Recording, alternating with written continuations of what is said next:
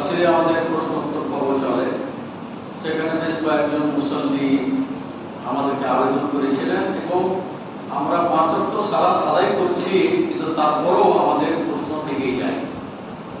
এই কারণে কিছু লোক, কিছু মুসল্লি ভাই পরামর্শ দিয়েছিলেন যে সালাতে যে সমস্ত পার্থক্যগুলো রয়েছে বা যেগুলো ভুল রয়েছে, বা কোনটি সঠিক আর কোনটি ভুল, কোনগুলো সহিহ হাদিস আর কোনগুলো জয়ীফ হাদিস, এই বিষয়ের উপরে একদিন আপনি খুতবা দিন। যার কারণে এই ঈদের পরে, ঈদের আগে তো ঈদের মাসে আলোচনা করেছিলাম, তো আজকে ইনশাআল্লাহ সেই বিষয়টি নিয়ে আলোচনা করব। সঠিক সালাত আদায়ের পদ্ধতি এবং সালাতের মধ্যে যে সমস্ত ভুল ত্রুটিগুলি আছে সেগুলো সংশোধন করা জরুরি। আমি আপনাদের সামনে সূরা বাকারার আয়াত তেলাওয়াত করেছি। আল্লাহ তাআলা বলতেছেন, আকিমুস সালাতা ওয়া আতুজ যাকাত, তোমরা সালাত কায়েম করো, যাকাত প্রদান করো এবং রুকুকারীর সাথে তোমরা রুকু করো। এরপরে আল্লাহ রাসূল সাল্লাল্লাহু আলাইহি ওয়াসাল্লাম বলেন, কামা সাল্লু কামা রাআইতুমুনি উসাল্লি, বুখারী হাদিস। তোমরা আমাকে যেভাবে সালাত আদায় করতে দেখছো ঠিক সেইভাবেই তোমরা কি করো, সালাত আদায় করো। এই ব্যাপারে অনেক হাদিস বর্ণিত হয়েছে সালাতের ব্যাপারে এবং এগুলো আলোচনাও হয়েছে। এবং আপনারা জানেন সালাত শিক্ষা সম্পর্কে অনেকগুলো বই বের হয়েছে, যেমন সালাতুর রাসূল, এরপরে সালাতুল মুওয়াসসির, এরপরে সালাত যেটা আইনুল বারী হাফেজ রাহিমাহুল্লাহ তাআলা বই, আইনুল রাসূল ইত্যাদি যে সমস্ত বইগুলি সালাত শিক্ষা সম্পর্কে লেখা হয়েছে এবং আপনারা পড়েছেন। তারপরও যখন আমরা সালাত আদায় করি তখন আমাদের প্রশ্ন রয়েই যায়। যেমন শুরু করি যে এক ভাই আমাদের জামাত শুরু হয়ে গেছে, জামাত শুরু হওয়ার পরে তখন এসে তিনি কি পেলেন, হয়তো রুকু পেলেন, শেষ রাকাত, জোহরের সালাত আদায় করছি আমরা, এসে শেষ রাকাতে রুকুটা পেল। এখানে প্রশ্ন রয়ে গেল যে রুকু পেলে ওই রাকাতটা হবে কিনা, এবং এই রাকাতটা তার জন্য কোন রাকাত হবে, প্রথম রাকাত না এটা শেষ রাকাত হবে। যেহেতু ইমামের শেষ রাকাত, তো সেদিকে আমারও শেষ রাকাত হবে না, আরো এটা রাকাত হবে কি হবে না, এই প্রশ্নগুলো আমাদের মাথায় ঘুরপাক খেলতে থাকে। আপনারা জেনে রাখুন যে আমাদের এই দক্ষিণ এশিয়া এখন সালাফি মানহাজের যারা মুহাদ্দিস আলেম, তারা কিন্তু এখন যেটা ফতোয়া প্রদান করেছেন হাদিসের আলোকে সহিহ হাদিস, মানে আদরাকা রাকাত শব্দ হইছে আল রুকুআন ফাকাত আদরাকা সালাত, যে ব্যক্তি রুকু পেল সে সালাত পেয়ে গেল, কারণ রাকাতটা পেয়ে গেল। রুকু পেলে রাকাত পেয়ে গেল। এমনকি রুকুতে যদি আপনি একবার তাসবিহ পাঠ করার যদি সুযোগ পান তাহলে আপনার ওই রাকাতটা পেয়ে গেল। এখন এখানে আবার প্রশ্ন রয়ে গেল, যেমন ইমাম বুখারী রাহিমাহুল্লাহ তাআলা একটি বই লিখেছেন যে জুজউল কিরাআত খালফাল ইমাম, ইমামের পিছনে এই সূরা ফাতিহা পড়া সম্পর্কে একটা বই লিখেছেন। উনি এই ব্যাপারে জোরালোভাবে বক্তব্য পেশ করেছেন যে রুকু পেলেও রাকাত হবে না, কারণ সূরা ফাতিহা ছাড়া সালাত হবে না। লা সালাতা লিমান লাম ইয়াকরা বিফাতিহাতিল কিতাব, বুখারী হাদিস। যে ব্যক্তি সূরা ফাতিহা পড়লো সালাত হলো না, তাহলে যেহেতু রুকু পেলেও কিন্তু সালাত আদায় করতে পারলো না, অতএব এখানে তার ওই রাকাত হবে না। তাকে পূর্ণাঙ্গভাবে পূর্ণ করে কি উঠে তখন কিরাত সহ যেভাবে সালাত আদায় করে সেভাবে করতে হবে। এটা হলো ইমাম বুখারীর তার এটা মাসলাক। কিন্তু উলামায়ে মুহাদ্দিসিন যারা আরো আছেন তাদের ফতোয়া এবং উলামায়ে আরবদের ফতোয়া, ওরা এক জাতীয় ফতোয়া, রুকু পেলে রাকাত হয়ে যাবে, এবং আমাদের ফতোয়া তাই, রুকু যদি পেয়ে যায়, কারণ এটা একটা খাস হালাত, সূরা ফাতিহা না পড়লে সালাত হবে না, ওটা ভিন্ন হালাত। আর এটা হলো যে রুকু পেলে রাকাত হয়ে যাবে, এটি একটি খাস হালাত, অতএব কেউ যদি রুকু পায় তাহলে রাকাত হয়ে গণ্য হবে। এখন সে জোহরের আমরা সালাত আদায় করছি, সে রুকু পেল, কোথায় একবার তাসবিহ পাঠ করার সুযোগ পেল। এরপরে যেহেতু সে রাকাত পেয়ে গেল, এক রাকাত হলো তার, এই রাকাত কোনটি, এই রাকাত হলো প্রথম রাকাত, প্রথম রাকাত তার এটা হলো। এবং তারপরে দ্বিতীয় রাকাত উঠে যেহেতু এক রাকাত সে পেয়ে গেল, আর রাকাতে সূরা ফাতিহার সাথে অন্য একটি সূরা পাঠ করবে। তারপরে সে বসে কি করবে, তাসাহুদ পাঠ করবে। তাসাহুদ পাঠ করার পরে তখন আরো যে 2 রাকাত সালাত আছে, এই 2 রাকাত সালাত সে কি করবে, আদায় করবে। তারপরে সালাম ফিরবে। এখন এখানে প্রশ্ন রয়ে গেছে যে এখন তো আমি ওই 2 রাকাত পড়ার পরে আমি তাসাহুদ পড়বো, তাহলে ইমামের সাথে তো তাসাহুদ হয়ে গেল। একবার এখানে রুকু পেয়েছি শেষ রাকাত, অতএব ইমাম ওখানে আত্মাহিত পড়েছে, তারপরে দুরূদ পড়েছে, তো মাসুরা পড়েছে, তো আমি কি করব? আমি কি করব যে খুঁটিনাটি যে প্রশ্নগুলো রয়েছে যে আমি এখন কি করব, সেগুলো কি আমি ইমামের সাথে পড়বো না আমি চুপ থাকবো? আমি চুপ থাকবো, যেহেতু আমি 1 রাকাত পেয়েছি, আর রাকাত না পড়লে আমি আত্মাহিত পড়বো না। তারপরে ইমামের সাথে আমি আত্মাহিত পড়বো কি পড়বো না, অন্যান্য দোয়া আমি পড়বো কি পড়বো না। আপনারা জেনে রাখুন যে ইমাম যা করবে আপনাকে তাই করতে হবে। ইমাম যা করবে আপনাকে তাই করতে হবে। ইমাম যে দোয়াগুলো করবে আপনি সেই দোয়া করবেন। উনি আত্মাহিত আপনার 3টা তাসাহুদে হোক, কোনো অসুবিধা নেই, কিন্তু আল্লাহ বলছেন যে ইন্নামা জুইলাল ইমামু লিউতাম্মা বিহি, ইমামকে নির্ধারণ করা হয়েছে কি করে, তার অনুসরণ করার জন্য। ইমাম যা করবে তুমিও তাই করবে, ইমাম যেটা করবে তুমি সেটাই করবে, এটা হলো বিধান। অতএব এখানে আপনি শেষ রাকাত পেলেও অথবা রুকু পেলেও আপনি ইমাম যে দোয়া দুরুদ বা অন্যান্য মুক্তারে যেগুলো করতেছে আপনি সবগুলো ঠিক মতোই করবেন। এবং আপনার 4 রাকাত যেটা পড়বেন, আপনি 1 রাকাত পড়ার পরে আবার তাসাহুদ করবেন এবং 1 রাকাতের সাথে অন্য সূরা পড়বেন, আপনার 2 রাকাত। তারপরে উঠে আবার কি করলেন, সূরা ফাতিহা পড়লেন। তারপরে 3 রাকাত 34 রাকাত সূরা ফাতিহা পড়লেন। তারপরে আত্মাহিত সহ যে দোয়া দুরুদগুলো আছে পড়ে আপনি সালাত শেষ করবেন। এটা হলো আপনি পূর্ণাঙ্গ সালাত আদায় করেন। এটা হলো মাসবুকের সালাত। এটা কি মাসবুক মানে যারা পরে এসে রাকাত জামাত করেছে তাদেরকে মাসবুক বলা হয়। তো এইভাবে সালাতের বিধিবিধান। তো এখানে অনেকে প্রশ্ন করেন যে ভাই এইভাবে কি করা যায়, আমরা দোয়া পূরণ করবো না। এক কথায় ইমামকে যে অবস্থাতে পাবেন সেই অবস্থাতেই আপনি এসে শরীর হবেন। যেমন দেখা যায় আমাদের দেশে একটি ভুল প্রথা আছে যে আল্লাহু আকবার বলে আমরা কি করি, ইমামের জামাত চলতেছে, তো জামাত চলছে, আমি এবার আসলাম, তখন আমি জামাতে শরীক হলাম। হওয়ার পরে তখন করলাম কি, আল্লাহু আকবার বলে আমাকে হাত উত্তোলন করলাম। উত্তোলন করার পরে তখন বুকে হাত বেঁধে ইমাম যে অবস্থা আছে সেই অবস্থাতে আমরা চলে যাই। এটা কিন্তু ভুল পদ্ধতি, এটা ভুল পদ্ধতি, এটা আমরা অনেকেই করে থাকি। তো এই যে আমাদের সালাত আদায়ের মধ্যে যে ভুল ত্রুটিগুলো আছে এগুলো শুধুমাত্র আপনাদেরকে আজকের খুতবাটা পূর্বে এই বিষয়ের উপরে আলোচনা হবে। তাহলে কি করতে হবে, এখানে আমাদের যদি আপনি কিয়াম অবস্থায় পান, কিয়াম মানে ইমামকে দণ্ডায়মান অবস্থায় পান, তখন আপনি আল্লাহু আকবার বলে বুকে হাত বাঁধবেন। আর যদি দেখা যায় ইমাম রুকুতে চলে গেছে অথবা সিজদাতে চলে গেছে, তখন আপনি আল্লাহু আকবার বলে রুকুতে চলে যাবেন অথবা আল্লাহু আকবার বলে সাজদায় চলে যাবেন। যে অবস্থায় ইমাম আছে সেই অবস্থাতে আল্লাহু আকবার বলে হাত উঠিয়ে চলে যাবেন। ওখানে কিন্তু বুকে হাত বাঁধার কোনো বিধান নেই। বুকে হাত বাঁধতেন তখনই যদি ইমাম দাঁড়ানো থাকে, দাঁড়ানো অবস্থায় ইমামকে পান, তাহলে আপনি আল্লাহু আকবার বলে এই বুকে হাত বেঁধে তখন আপনি সূরা ফাতিহা পড়ার যদি সুযোগ পান পড়বেন, না পড়লে আপনি সরাসরি ইমামের সাথে চলে গিয়ে রুকুতে দোয়া পাঠ করবেন, সাজদায় গেলে সাজদার দোয়া পাঠ করবেন। এইভাবে সালাত আদায় করতে হবে। তাই আমাদের এখানে একটি নিয়ম পরিচিত ভুল, সেটি হলো যে আমরা ইমাম রুকুতে আসার পর সিজদায় আসে, তখন আমরা আল্লাহু আকবার বলে কি করি, বুকে হাত বেঁধে তারপরে ইমামের সাথে আমরা শরীক হই। এটা কিন্তু ভুল। সঠিক কোনটি? সঠিক হলো যে আল্লাহু আকবার বলে ইমাম রুকুতে থাকলে রুকুতে চলে যাবেন, সিজদায় থাকলে সিজদায় চলে যাবেন, বুকে হাত বাঁধার কোনো প্রয়োজন নেই। এটাই একটি। এরপরে আরেকটি হলো যে আমরা যখন মসজিদে প্রবেশ করি, মসজিদে প্রবেশ করার পরে দেখা যায় যে ইমাম খুতবা দিচ্ছেন। ইমাম কি করছেন? খুতবা দিচ্ছেন। তো এমন অবস্থায় আপনি এই যে তাহিয়াতুল মসজিদ, যেটা একটা হলো তাহিয়াতুল ওযু, একটা হলো তাহিয়াতুল মসজিদ। তাহিয়াতুল ওযু মানে যখনই ওযু করতেন বেলাল রাদিয়াল্লাহু তাআলা আনহু, তখন কি করতেন, 2 রাকাত সালাত আদায় করতেন। এটা হলো তাহিয়াতুল ওযু।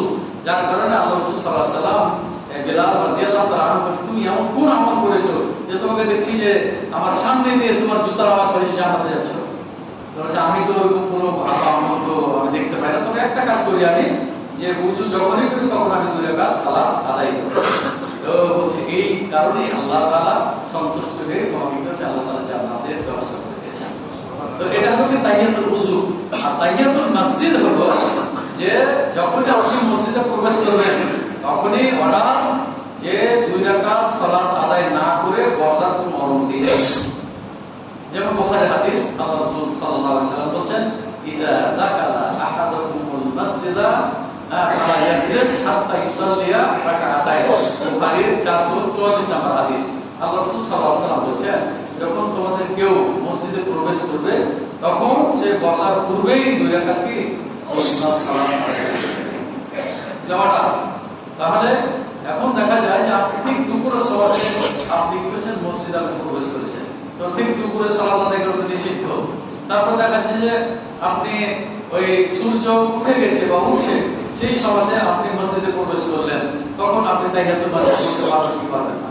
তাহিয়াতুল মসজিদের জন্য নিষিদ্ধ সময় তো কি এটা প্রযোজ্য করা যায়। নিষিদ্ধ সময় যেটা 3 ওয়াক্ত 3 সময়তে যে সালাত আদায় করা নিষেধ, তার মধ্যে এই তাহিয়াতুল মসজিদ এবং সালাতুল জানাজা আদায় করা যায়। জোহরাত যে সমস্ত সালাতগুলো সেগুলো পড়া যায়। তো যেটা আমি বলতে চাচ্ছিলাম যে ঠিক দুপুরে যদি আপনি মসজিদে প্রবেশ করেন, তারপর আল্লাহ রাসূল সাল্লাল্লাহু আলাইহি ওয়াসাল্লামের নির্দেশ যে তুমি 2 রাকাত সালাত আদায় করে বসবে। এমনকি দেখা যায় জুমার দিনে এই যখন ইমাম খুতবা দেন তখন কিছু সংখ্যক ভাই কি করে এসে সরাসরি বসে যায় মসজিদে। এটা কিন্তু মসজিদের আদবের খেলাফ, শরীয়তের খেলাফ। সুলাইক নামে একজন সাহাবী, তিনি আসলেন মসজিদে, আসার পরে ফাজাল আসা, এরপর বসে গেলেন। বসার পরে আল্লাহ রাসূল সাল্লাল্লাহু আলাইহি ওয়াসাল্লাম বলছেন যে আসল্লাইতা, তুমি কি সালাত আদায় করেছো? লা, এখানে সালাত আদায় করি নাই। তখন আল্লাহ রাসূল বলছেন তুমি দাঁড়াও, ফাসাল্লি রাকাতাইন, তুমি 2 রাকাত সালাত আদায় করো, ওয়ালা তাজাওয়াজ ফীহিমা, এবং ওয়ালা তাজাওয়াজ ফীহিমা, তুমি সংক্ষিপ্ত আকারে 2 রাকাত সালাত আদায় করবে। এখানে এই ব্যাপারে ইমাম বুখারী অধ্যায় রচনা করেছে। ইমাম খুতবা অবস্থায় কেউ যদি মসজিদে প্রবেশ করে তাহলেও সে কি করবে? 2 রাকাত সালাত আদায় করেই বসবে। আর আমাদের দেশে এর উল্টো পথে চলে। তার মানে যে ওই যে এর আগেও বলেছি যে ইমাম যখন হয়তো খুতবা দিবে অথবা খুতবার সময় হয়ে যাচ্ছে, তখন বলবে যে লাল বাতি জ্বললে ওখানে আর সুন্নাত পড়া যাবে না। তার মানে এই আল্লাহ রাসূলের অর্ডারটাকে আপনি কি করলেন? এটাকে উপেক্ষা করলেন। আল্লাহ রাসূলের নির্দেশটাকে আপনি অমান্য করলেন। আল্লাহ রাসূলের যে সালাতের যে ফজিলত, সেই ফজিলত থেকে আপনি বঞ্চিত করলেন। এখানে লাল বাতি জ্বললে সুন্নাত পড়া যাবে না, লাল বাতি না জ্বললে সুন্নাত পড়া যাবে, এই বিধান হলো মানুষের তৈরি করা বিধান। এর সপক্ষে কোনো দলিল নেই,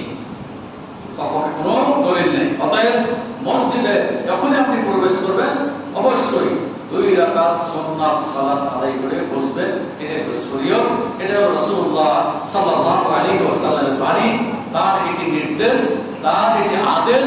অন্য শব্দে আইয়া আমরাহু, তিনি নির্দেশ দিয়েছেন যে 2 রাকাত সালাত আদায় করে বসতে হবে। তাহলে এগুলো আমাদের ভুল আছে, যে সে বসে যায় সরাসরি এবং খুতবা দিচ্ছে, এখন তো সুন্নাত সালাত আদায় করা যাবে না, এই বলে আমাদের মন গড়া মানুষের কাছে শোনা এই পদ্ধতি অনুযায়ী আমরা কি করে বসে যাই না। আজকে খুতবা শোনার পর অবশ্যই যখনই মসজিদে প্রবেশ করবেন তখনই অবশ্যই আপনারা 2 রাকাত সুন্নাত সালাত আদায় করে বসবেন।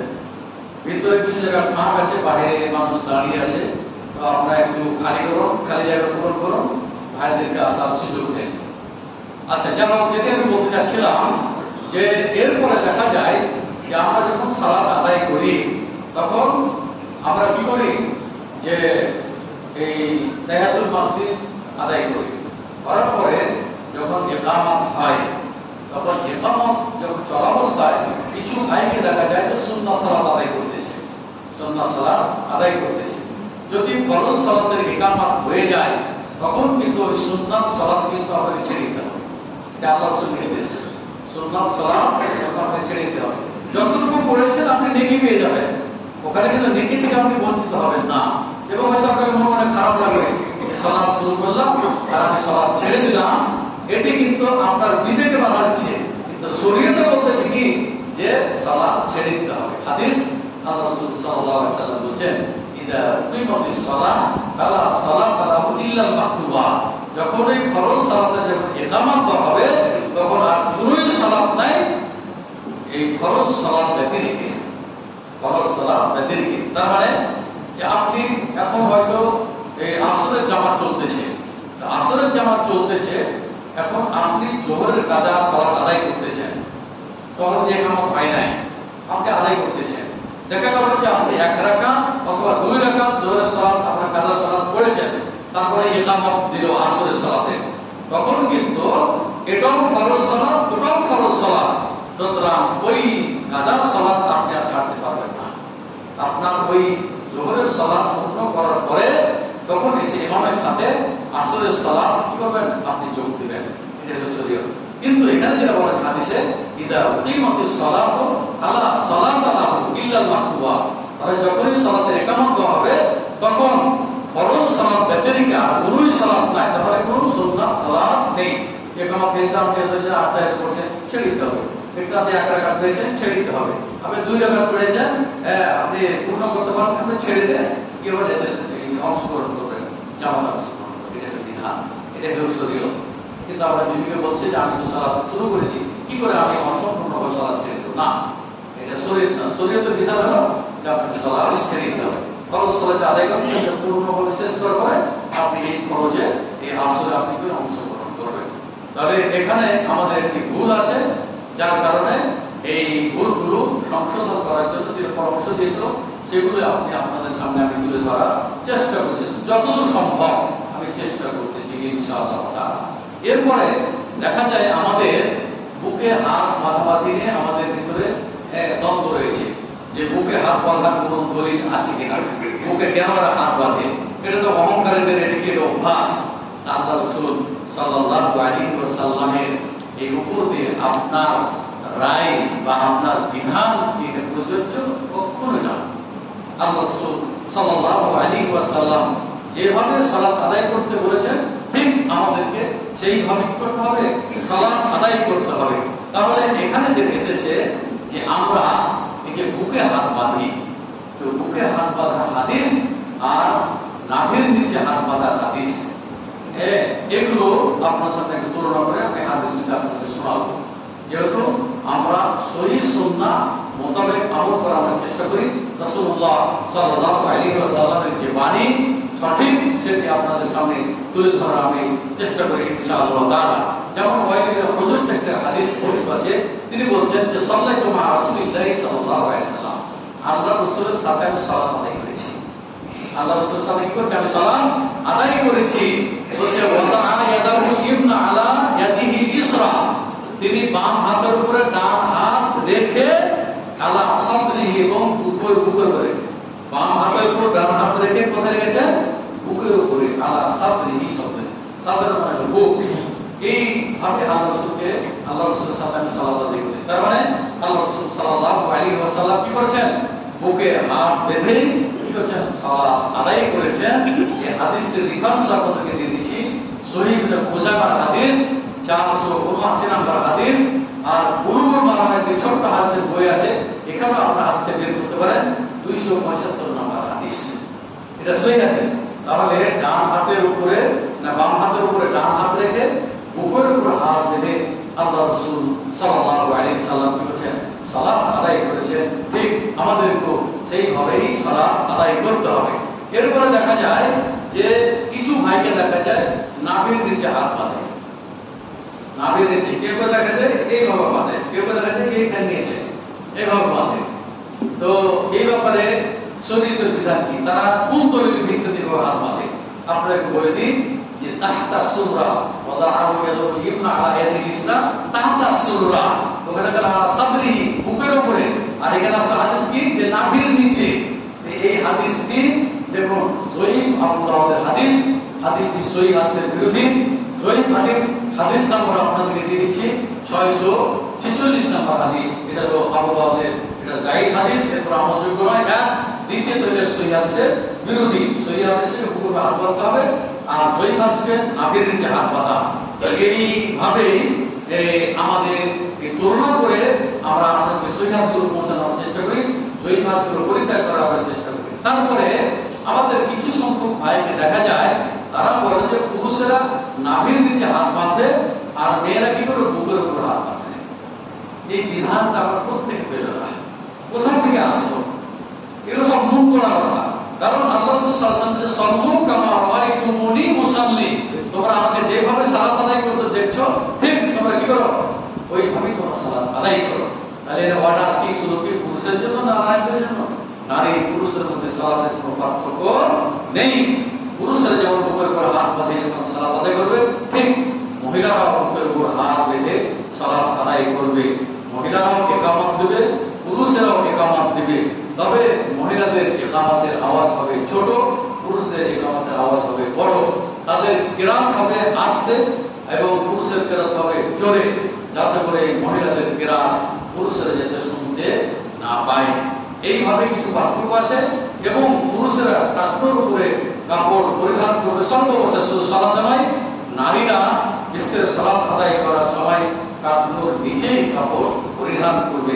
তাদের জন্য এই হাদিস নয় যে মা আসফালা মিনাল কাবাইনে মিনাল ইজার ফাফিন নার, যে টাকনোর নিচে যে অংশটুকু থাকবে সেটি কি জাহান্নামে যাবে। এটি কিন্তু নারীদের জন্য নয়। নারীদের জন্য যা হলো মস্তক থেকে আর নিচ পর্যন্ত তারা কাপড় পরিধান করবে এবং ঢেকে রাখবে।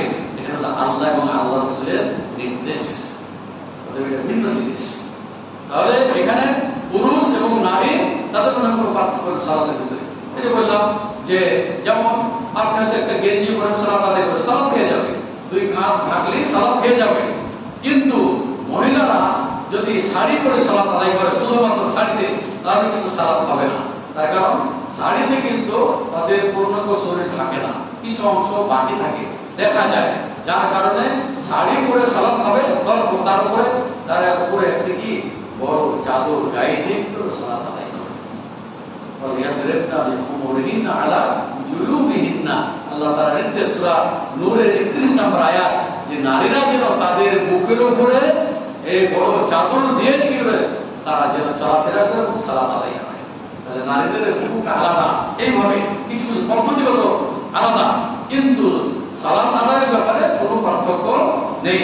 অতএব যে সমস্ত ভাইরা বলেন যে নারীরা বুকে হাত বেঁধে সালাত আদায় করবে আর পুরুষেরা নাভির নিচে হাত বাঁধবে, এটি তাদের মন করা কথা, এটি শরীয়তের বিধান না।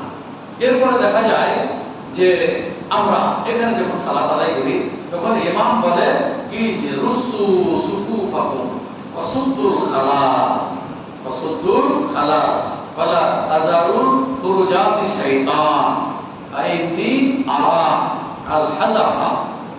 আল্লাহ রাসূল সাল্লাল্লাহু আলাইহি ওয়াসাল্লাম বলেছেন যে তোমরা কাতার সোজা করো, তোমরা কাতার কি করো সোজা করো, এবং শয়তানের জন্য তোমরা ফাঁক রেখে দিও না। এই যে আমরা পায়ে পা মিলে দাঁড়াই কিনা, এটা রাসূলের নির্দেশ। সাল্লু সুফুফাকুম, তোমরা কাতার সোজা করো, পায়ে পা মিলিয়ে দাঁড়াও। তারপর বলে তোমরা ফাঁক বন্ধ করো, কারণ ওই ফাঁকে শয়তান অবস্থান করে। এবং আমি ওই শয়তানকে দেখতেছি যে একটি কালো ভেড়া বাচ্চার নাই ওই শয়তানের উপরে বসে যাবে ফাঁকে। এটা কার কথা? রাসূলুল্লাহ সাল্লাল্লাহু আলাইহি ওয়াসাল্লামের কথা। আর আপনি এটাকে উড়িয়ে দিয়ে আপনি কি বলছেন, এক অপরকে সম্মান প্রদর্শন করার জন্য আপনি ফাঁক রেখে সালাত আদায় করতেছেন। এই বিধান কিন্তু শরীয়তে নেই। এখানে একটি জাল হাদিসও দেখাতে পারবে না যে ফাঁক করে দাঁড়াতে হবে, সালাতে কাতার ফাঁক করে দাঁড়াতে হবে, এর সপক্ষে একটি জাল হাদিসও নাই। অন্য বলে জয় হাদিস আছে, জাল আছে, কিন্তু এই ব্যাপারে এই যে ফাঁক করে দাঁড়াতে হবে এর কোনো বিধান শরীয়তে নাই। তাহলে আমাদের কিছু ভাইকে দেখা যায় যে যেমন একদিন আমাদের আমি যখন কিংস ইউনিভার্সিটিতে পড়ি তখন একটা মিশরি, ওই একটা নেপালের একটা ছেলে, আহলাদের ছেলে, তখন ওই পা মনে করে এভাবে মিলে যাচ্ছে আর পা বারবার টানতেছে। এই করতে বলতে কেউ কিন্তু খুব আছে যে পার পাশে তো কি দরকার আছে পা মেলানো, প্রয়োজন আছে শরীর তোকে যে জোর করে পা মিলাতে হবে, ও পা সরে সরতে দাও, তার বুঝ অনুযায়ী তাকে সরাইতে দাও। তার আগে 2-3 বার যখন ওই পা এবার মিলে দিয়েছে বারবার, তখন ও হচ্ছে বলে পায়ে একটা লাঠি মেরে সালাত ছেড়ে দিচ্ছে। কত বড় একটা অন্যায় কাজ করবে, কত বড় একটা অন্যায় কাজ করবে। আমি যেটা বলতে চাচ্ছি যে আপনাদেরকে হাদিসগুলো বোঝার চেষ্টা করে আমল করার চেষ্টা করবো। রাগ করে লাফি মেরে কত বড় একটা অপরাধ, সালাত ছেড়ে যাওয়াটা এটা কত বড় অপরাধ। যেটা বলতে চাচ্ছিলাম যে আল্লাহ রাসূল হাদিসগুলো বোঝার চেষ্টা করবে। আল্লাহ রাসূল বলছেন যে লা তাযালু তুরজাতি শাইতান, তোমার শয়তানের জন্য ফাঁক রেখে দিও না। আমি দেখতেছি যে কোনো শয়তান কারো ভেড়ার বাচ্চা নাই বসে আছে, আপনি বলবেন যে সালাত আবার শয়তান কি করে? সালাত তো শয়তান আছে। আল্লাহ আকবার যখন বলবে মুহূর্তের মধ্যে আপনি দেখবেন কত দূর চলে গেছে। আবার যখন আল্লাহ আকবার শেষ করে তখন শয়তান আবার কি এসে যাবে। শয়তানের ইন্না শাইতান ইয়াজরি মিনাল ইনসানি মাজরাদ দাম, শয়তানকে মানুষের রগে রগে চলার কি দেওয়া শক্তি দিয়েছেন আল্লাহ তাআলা। অতএব আপনার বিবেকের সাথে যুক্তির সাথে যুক্তি চলবে না যে সালাতে কি করে শয়তান আছে। শয়তান তো আসবে, আসলে কিন্তু আপনাকে অসুস্থতা দেয়। আপনার শয়তান কয় রাকাত পড়লেন, আপনি সালাত ভুল হয়ে যায় না, তো কে করে? শয়তানের অসুস্থতা দেয়। বুঝা গেল? শয়তান যে অসুস্থতা দেয় এটা একটা সহিহ হাদিস। এখান থেকে বুঝা গেল যে পা ফাঁক করে সালাত আদায় করা এটা আল্লাহ রাসূলের সুন্নাত নয়। আল্লাহ রাসূলের সুন্নাত হলো, বিধান হলো, নির্দেশ হলো যে কি করতে পাকে বন্ধ করে ফাঁক বন্ধ করে সালাত আদায় করতে হবে। এরপরে সহিহা হাদিস সহিহা এর বই আছে হাদিসে, সেখানে আল্লাহ রাসূল সাল্লাল্লাহু আলাইহি ওয়াসাল্লাম বলেছেন যে মান সাদ্দা ফুরজাতান ফি সাফিন, যে ব্যক্তি কাতার বন্ধ করে দাঁড়াবে। শুনুন, মান সাদ্দা, সাদ্দা মানে বন্ধ করা, ফুরজাতান মানে ফাঁক, এই সাফিন মানে কাতার, কাতারের ফাঁক যে ব্যক্তি বন্ধ করবে, আল্লাহ রাসূল সাল্লাল্লাহু আলাইহি ওয়াসাল্লাম বলেছেন রাফাআহুল্লাহু বিহা দারাজাতান, আল্লাহ তাআলা এর বিনিময়ে তাকে করবে একটা পদমর্যাদা আল্লাহ কি করবে দান করবে, পদমর্যাদা বৃদ্ধি করে দেবেন। এরপর বলেন শুধু তাই না, আও বানা লাহু বাইতান ফিল জান্নাহ, এবং জান্নাতে তার জন্য একটা ঘর নির্মাণ করবেন। এই যে আপনি আল্লাহর সুন্নাতটা পালন করলেন, পায়ে পা মিলিয়ে দাঁড়ালেন, এই সুন্নাতের কারণে, এটা পালন করার কারণে আল্লাহ তাআলা আপনার পদমর্যাদাকে বৃদ্ধি করে দেবেন এবং আল্লাহ তাআলা আপনার জন্য একটা জান্নাতে ঘর নির্মাণ করবেন। তাহলে একটা ফজিলত পাবো, একটা নির্দেশ পাবো যে শয়তানের জন্য ফাঁক রেখো না। তাহলে আমাদের কিছু সংখ্যক ভাইকে দেখা যায় যে সালাত আদায় করলে পা ফাঁক করে দাঁড়ায়, ওখানে পায়ে পা মিলায় না। আমি যেটা বলতে চাচ্ছিলাম যে এই আমাদের সালাতের মধ্যে যে সমস্ত ভুল ত্রুটিগুলো সেগুলো আপনাদের সামনে তুলে ধরার আমি চেষ্টা করেছি। সবাই যেহেতু সংক্ষেপ প্রায় শেষের দিকে, আর কয়েকটি কথা বলি আমি আমার খুতবা শেষ করবো ইনশাআল্লাহ তাআলা। এটি একটি গেল। আরেকটি হলো যে আমরা কি করি, যখন আমরা সূরা ফাতিহা পাঠ করি তখন দেখা যায় যে কিছু সংখ্যক ভাই জোরে আমিন বলে আর কিছু সংখ্যক ভাই কি করে আস্তে আমিন বলে। এমন কোনো কিছু মসজিদ আছে কেউ যদি জোরে আমিন বলে ওকে মসজিদ থেকে বের করে দেয়, কোনো ঘটনা ঘটেছে, এরকম ঘটনা ঘটেছে। তো কেন? আল্লাহ রাসূলের হাদিস অনুযায়ী যদি আপনি আমল করেন তাহলে বাধা কোন জায়গায়? আপনি কেন আপনি তাকে কি করবেন, ওই মসজিদ থেকে আপনি বের করে দিবেন? আর আপনাকে এই ক্ষমতা কে দিল, এই অর্ডার কে দিল? সে তো রাসূলুল্লাহ সাল্লাল্লাহু আলাইহি ওয়াসাল্লামের একটি হাদিস তিনি তার জীবনে বাস্তবায়ন করার চেষ্টা করতেছেন। আল্লাহ রাসূল সাল্লাল্লাহু আলাইহি ওয়াসাল্লাম বলেন, ইজা আমারা ইমামু আমিনু, তোমরা ইমাম যখন আমিন বলবে তখন তোমরা আমিন বলবে, ওয়া মাদ্দা বিহা সাওতাহু, এবং সজোরে আমিন বলতে হবে, জোরে আমিন বলতে হবে। এটা হলো সহিহ হাদিস। আর যেটি আসলামের হাদিসে এসেছে যে এটা হচ্ছে যে আল্লাহ ইমাম বাইতুল মাকতুব আলাইহি ওয়া যাল্লিন, এবং যখন বাইতুল মাকতুব আলাইহি ওয়া যাল্লিন তাকুলু আমিন আখফা বিহা সাওতাহু, আস্তে আমিন বলবে, আস্তে আমিন বলবে। এই হাদিসটি সহিহ এবং এটা সহিহ হাদিসের বিরোধী হাদিস। সুতরাং সহিহ হাদিস যেটি হলো জোরে আমিন বলতে হবে, এটাই ঠিক। আস্তে আমিন বলার হাদিস সহিহ এবং জাল হাদিস। সুতরাং সহিহ হাদিস অনুযায়ী আমল করার চেষ্টা করতে হবে, এটি একটি। আরেকটি গেল যে আমরা দেখি যে যখন সালাম ফেরার পরে দেখা যায় কিছু ভাইকে দেখছে মাথায় হাত দিয়ে কি করে দোয়া পাঠ করে, এরও কোনো ভিত্তি নেই, এর কোনো ভিত্তি নেই। ওখানে যেটা এসেছে সালাম ফেরার পরে যে আজকাল বাদা সালাম, সালাতের উপরে যে সালাতের পরে যে সমস্ত দোয়াগুলো এসেছে, আল্লাহু আকবার, আস্তাগফিরুল্লাহ, আস্তাগফিরুল্লাহ, আস্তাগফিরুল্লাহ, আল্লাহুম্মা আনতাস সালাম ওয়া মিনকাস সালাম, এইভাবে 8-10 বার দোয়া আছে। এই দোয়াগুলো আপনি পাঠ করবেন। সালাম ফিরে আপনি করেন রব্বানা আতিনা ফিদ দুনিয়া হাসানা, এই বলে আপনি 1 মিনিট 1/2 মিনিটে দোয়া করে আপনি শেষ করে দিলেন। রাসূলুল্লাহ সাল্লাল্লাহু আলাইহি ওয়াসাল্লামের সুন্নাতগুলো আপনি বাস্তবায়ন করলেন। এই দোয়াগুলো যে কত ফজিলত সেগুলো একদিন আপনাদের সামনে তুলে ধরবো। এই দোয়ার ফজিলত তো দূরের কথা, দোয়া পাঠ করা তো দূরের কথা, যেটি আল্লাহর রাসূলের সুন্নাত নয় সেটি পালন করে সালাত শুরু করলেন বেদাত দিয়ে, আর শেষও করতেছেন কি আপনি বেদাত দিয়ে। তাহলে আপনি যেগুলো রাসূল থেকে প্রমাণিত আয়াতুল কুরসি পাঠ করার হাদিস এসেছে, যা রাসূল সাল্লাল্লাহু আলাইহি ওয়াসাল্লাম বলেন ফরজ সালাতের পর যদি আয়াতুল কুরসি পাঠ করে তাহলে মরলি জান্নাত, মরলি জান্নাত। কিন্তু আপনি কি করতেছেন? আয়াতুল কুরসি পাঠ করে ফু দিয়ে দিয়েছেন, আপনি মুখে ফু দিয়েছেন, এটার কোনো বিধান নাই। আয়াতুল কুরসি পাঠ করে ফু দেওয়ার কোনো বিধান নেই। এবং ফাকাশাফনা আনকা গিতাআকা ফাবাসারুকাল ইয়াওমা হাদীদ বলে সূরা কাফের যে আয়াত পড়ে আপনি চোখে ফু দেন, এরকম কোনো বিধান নেই।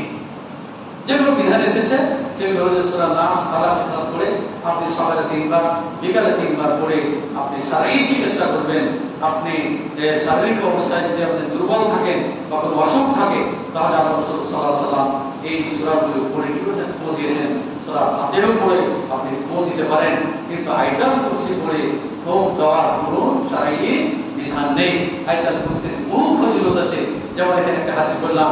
তারপরে ঘুমানোর অবস্থায় যদি আপনি আয়াতুল কুরসি পাঠ করে ঘুমান তাহলে রাসূল সাল্লাল্লাহু আলাইহি ওয়াসাল্লাম সকাল পর্যন্ত তার নিকটে শয়তান প্রবেশ করতে পারবে না। আয়াতুল কুরসির অনেক ফজিলত আছে, কিন্তু যেগুলো ফজিলত নেই সেগুলো আমরা করি, যেগুলো আমরা জানি না সেগুলো আমরা কি করে জানার চেষ্টা করি না। আমরা যেগুলো মানুষের মুখে শুনি, যেগুলো হয়তো আগে বড়রা বলে, সেগুলো আমরা কি করি আমাদের জীবনে বাস্তবায়ন করার চেষ্টা করি।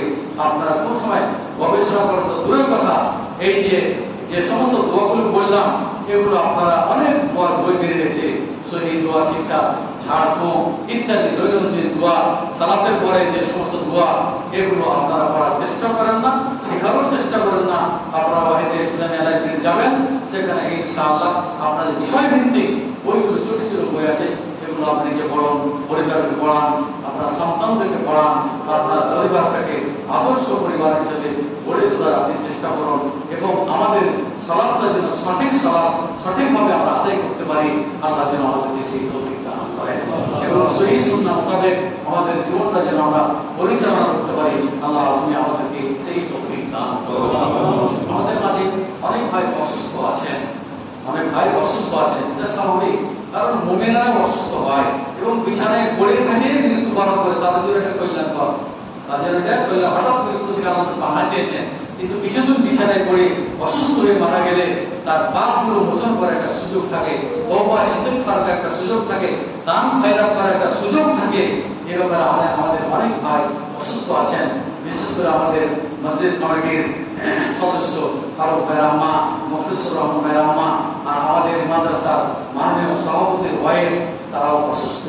আমরা সবারই জন্য দোয়া করি, আল্লাহ তুমি তাদেরকে দ্রুত সুস্থতা দান করো।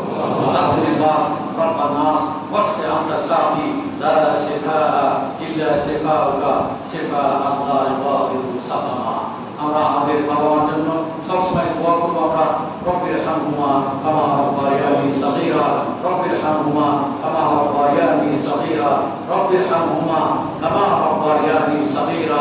আমাদের আত্মীয়স্বজন যারা মারা গিয়েছেন তাদের জন্য আমরা দোয়া করি, হে আল্লাহ তুমি তাদেরকে কবর আযাব থেকে রক্ষা করো, আল্লাহ তুমি তাদেরকে জাহান্নাম থেকে রক্ষা করো, আল্লাহ তুমি তাদেরকে জান্নাতুল ফিরদাউস নসিব করো। আমরা যেন মুমিন হয়ে মৃত্যুবরণ করতে পারি, আল্লাহ তুমি আমাদেরকে সেই তৌফিক দান করো। রব্বানা আতিনা ফিদ দুনিয়া হাসানা ওয়া ফিল আখিরাতি হাসানা ওয়া কিনা আযাবান নার। রব্বানা তাকাব্বাল মিন্না ইন্নাকা আনতাস সামিউল আলিম ওয়া তুব আলাইনা ইন্নাকা আনতাত তাওয়াবুর রহিম। আজকে আমাদের এখানে তাফসীর ঈদের কারণে প্রায় 1 মাস বন্ধ ছিল, আজ থেকে ইনশাআল্লাহ শুরু করব। আপনারা আমন্ত্রিত, সেখানে তাফসীরের পরে প্রশ্নোত্তর পর্ব চলে, অনেক কিছু শেখার আছে, আপনারা সবাই আমন্ত্রিত।